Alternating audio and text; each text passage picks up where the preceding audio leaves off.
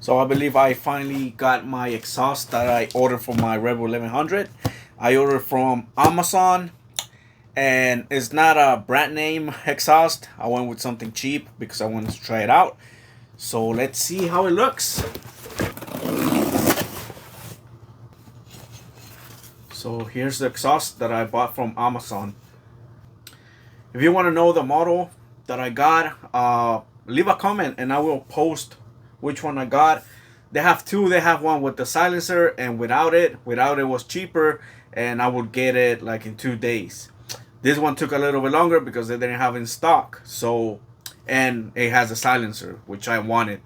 But here's another look on the exhaust. It looks great. The paint looks good. There's no scratches or anything, no dents at all.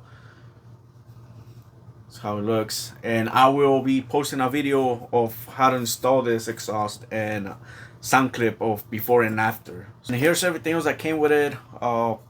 This cover, I guess. Not really sure how it goes. I have to look at the pictures. Clamps.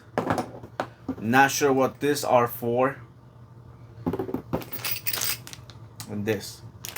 So follow me for this. I'm pretty excited to install this exhaust. It's a no-name brand, but it's alright. I just wanna... The main point of me getting this exhaust is because I got this stand, but the stock exhaust hits it.